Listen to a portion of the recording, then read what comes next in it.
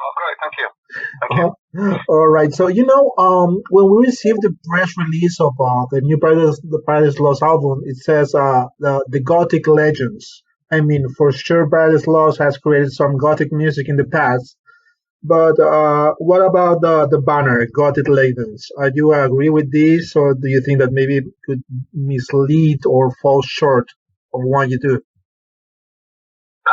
Well, I didn't write it, so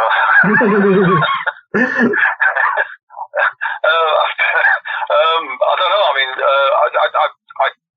Gothic metal, the term Gothic metal, I think that's something we definitely invented. We invented the title. Right. Gothic legends, I don't know. Gothic metal legends, I don't know. Legends, I'm not exactly comfortable with that anyway.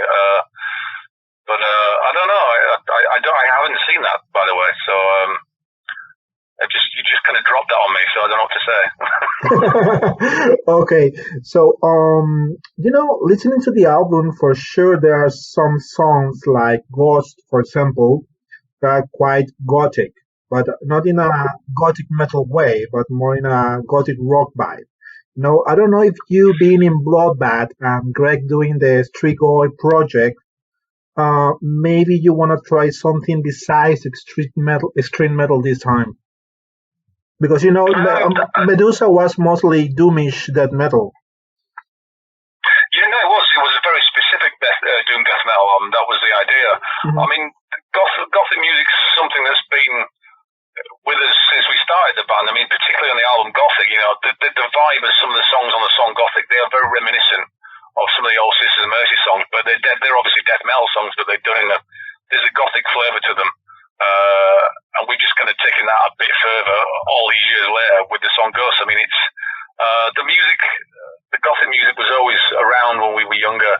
There was always music we kind of secretly liked, but even though we were metal guys, we still secretly liked a lot of that stuff. So, and there's a real darkness in that music that I love, and the kind of jangly guitars and all that kind of stuff is just very reminiscent of when we were teenagers, and it's still, when Greg put that song together, I loved it because it just totally reminded me of the kind of stuff we used to listen to that was around when we were kids, even though, like I said, we were still metal guys, Yeah. And besides Serenity on this album, which is all gutturals, most of the album, the other songs have clean vocals and also gutturals as well, but mostly clean vocals. So it's a really nice change from your last three albums with Paradise Lost. So I really enjoy your clean vocals. For me, at least, in this way, the songs can breathe more. So, because I was worried that since you joined Bloodbath, maybe you want to explore more on the cultural side of your voice. No, not really. I mean, it's whatever fits the bill. I mean, if it's a heavy riff, then it probably sounds better with a guttural vocal. We kind of don't want to get bogged down with having to stay the same. We don't think, okay, it's got to be heavy, it's got to be doom. As soon as you start thinking everything's got to be a certain way, then it becomes boring, and I think the songs would become very, very too similar, And so, I mean, bearing in mind the last album was a specific doom death album, it was, I think, important for us to do a different album for this. We wanted something a bit more varied. I mean, obviously, there's a couple of songs on this album that could definitely have fit on the last album, Right. Particularly Fall from Grace, maybe even Raven Gas. Yeah. But it was more about shaking it up a little bit. And, I mean, even the song Life Forsaken, that's very reminiscent of something we did in the kind of mid 2000s, the early 2000s. It's kind of, and even the stuff we did around that time, we haven't really gone anywhere near that kind of vibe since then. So it's, to do that song like that seems quite fresh again, even because it's something we haven't really approached for so long. Okay. So besides eclectic, which is what everyone mentions talking about this album, you also say miserable songs to describe some of the songs here on Obsidian. So is this based on personal experience? I mean, have you been miserable the last years, or because the thing on the album is that you have some changing moods depending on which songs you are listening to. It's not the same listening to I don't know songs like Forsaken that listening to the last song of Repertoire. Yeah, I mean, there is the moods are changing, but they're all very kind of dour.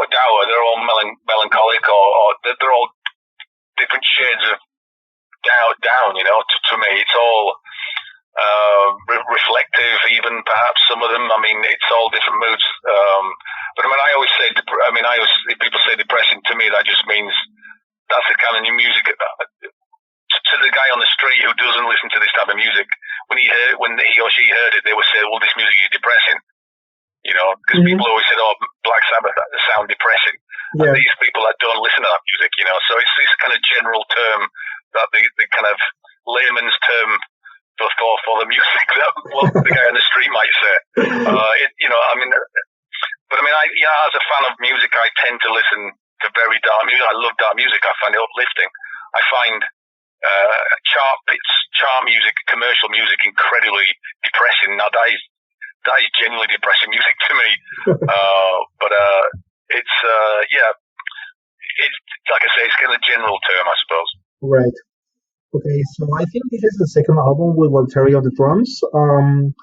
How much input does he have on the new songs, composing wise? Because I mean, I listen to songs like Hopes That Young, and the drums, like some kind of tribal drums there, are quite cool. So I don't know how much of his input is on there, on composing the songs. Greg kind of does all the programming on the drums. He's quite meticulous with it when he's writing the songs. He spends a lot of time programming the drums. Then it's a case of Walteri doing it, his thing, with what he's given from Greg. Obviously, when you're playing real drums, it's not going to be always exactly the same as the sample stuff. So it's a case of just making it, you know, turn it into like a real drum kit sound.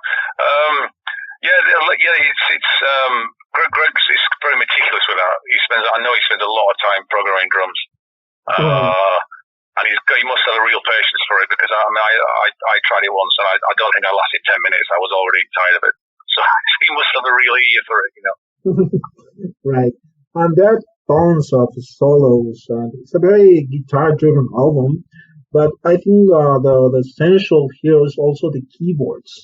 I mean, if you take the keyboards out of the album, it's a totally different thing, right? Yeah, although there's not as much as you might think.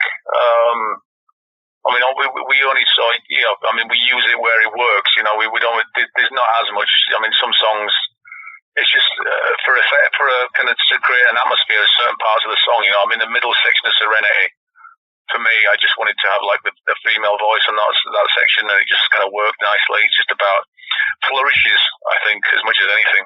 Yeah, right. You know, you've been working again with Jaime Gomez Arellano on this album. You know, do you think that using the same producer on each album can give you actually different angles on sounding wise? I mean, because it's hard when you compare Medusa and this Obsidian album, and it's the same producer, you know. Yeah, I mean, I think it's about getting a working relationship. You know, once you kind of gel with a producer, he kind of just gets it. You know, he gets where you're coming from, and it's while you're working with them, you're very much on the same page. You know, you don't have to work that hard in making them get it. You know, you kind of sync together, I think. So it's, you know, I mean, most people we work with, we've done a few albums with them, and it's been great for the time that we did. When we change engineers or producers, it's usually like a different chapter almost, you know. So I guess that revitalizes us again. Not to say that, you know, discredit the guy that's already done it. It's just a case of, you know, let's just try something different this time, you know. So yeah, it's different producers, a different approach every time. But I mean, everyone we worked with, you know, it's been really great, you know, since we started, really. You know, I mean, Simon FME did the early albums, and we still see Simon a lot. He's a great guy, and yeah, we've been kind of lucky in that respect, you know. Good. You know, there are bands like Anathema, they're from the UK, which they also started from a doom metal background, and they make a huge change in their sound. Seems like when you did it on the Host or Symbol of Life, but they never turned back into the doom side of things, and you guys did. So it's a bit of a nostalgia as well. I don't know. I mean, we sort of got back into the music again. You know, we went out with it for years, and I mean, particularly Greg, he got really back into death metal again. He just suddenly I don't know, he just suddenly it crept back upon him. I mean, and, you know, likewise, I the same sort of thing. I still, you know, really sort of into it, particularly since I joined Bloodbath as well. I mean, I guess, you know, if you stay around long enough, things come round in circles. Things come round again. I mean, with Anathema, I mean, you know, those guys, they follow their heart. And I know Danny doesn't entertain death metal music. I mean, it's not his thing. If he got back into it, then I'm sure they would go back like that. But I mean, I couldn't see that happening. But you know, you never know. Yeah, sure. Now, this is a 16th album of Paradise Lost. Do you think that after so many albums, do you still can incorporate new sounds on your actual sound, on your music, or it's just a hybrid of everything you have done in your career? I mean, each song we do, it's always a challenge. You always think you're not going to be able to do another album, but I guess when you start, we know exactly what we like. You know, we know what we want to hear. We know what we want to hear, and it just ticks the boxes. You know, we still really care as well. You know, the songs, we're very meticulous with the songwriting. We really spend a long time on them, making sure everything sounds right and blah blah blah. So it's yeah, I guess if you still got a passion for something, then you can always move forward with it. If you lose the passion or you become complacent, then that's when the kind of rot sets in, and that's not productive, and it's not a good way to keep moving forward. And I think fans can hear that as well. You know, I think fans can see the shift really quickly. Sure. So it's the case of, you know, as long as we're still passionate, then we can still keep doing it. Right. Okay. So I assume that you are proud of most of the things you have done, but recently you have released a remix of the Believe in Nothing album, right? Were you in some sort of way ashamed of how that album turned out when it came out? No, not at all. Really, it just didn't really. We just felt a little bit underwhelmed. But it was. I mean, there's been quite a lot of speculation about what we said about this, but it wasn't really not that much more than a passing comment from my perspective. I mean, it was a kind of a strange time for the band, and everything around the band kind of influenced everything else, and we just felt a little bit underwhelmed with the album. It wasn't necessarily even the songs. It was just, I just felt, when I heard it, I was like, okay, I don't know. But I mean, you know, in hindsight, you know, I can look at the track listing, and there's some good stuff on there, you know. But a lot of it was the kind of everything around the album, the time. It was a strange time for the band. Right. Okay. You know, I think that you were actually doing something of the Quantum Times on your last tour, but you were planning something special on the European festivals that you were planning to do this summer. But you know, with the coronavirus issue, everything is going to be canceled if it's not canceled already, right? So are you maintaining on doing this when everything goes back to normal? Do you think that everything will go back to normal next year? I don't know. I mean, we were going to play just 3 shows. We were just going to do Draconian Times, the set, the full album. Just 3 shows to kind of like commemorate the 25th anniversary of it. We didn't want to do too much, just, you know, 3 special shows, and that's all. Yeah. The first one being, I don't think it was the first one, it was Bloodstock, which that's going to be in early August, so it's kind of, who knows where that, well, hopefully it will happen, but it isn't looking good really with what's going on. So yeah, I mean, we will endeavour to do it, but if not, you know, we'll just pretend it's 25 years next year instead of 26. Are you fond of doing this kind of stuff, like when it's 20 or 30 years of anniversary of an album, just playing that album back and forwards? Initially, I'm not really into anniversaries because it just reminds me of how old I'm getting. So I don't necessarily, I'm not really into anniversaries, but the Draconian Times one, we actually really enjoyed it. It was really good, actually. It was, because there was a lot of people came to see it that haven't seen the band for years, and it was and everyone sang every song. It was really quite a special night on the shows that we did. So yeah, it worked out pretty good. So yeah, I think it's nice to have a little bit of a celebration. If you're kind of doing too much of it, kind of spoils the magic. I think so. Maybe like a little, a few shows here and there to commemorate certain things is okay, but I don't think it's to blow up too much, because it's going to spoil it. I think. Right. On part of your last tour, you were doing some cities with Paul Bear, the band. I really enjoy those guys. I really love the music they are doing. So, are you following new bands that are coming out down on the metal or doom scene, or you are more stick to what you were listening when you were 20?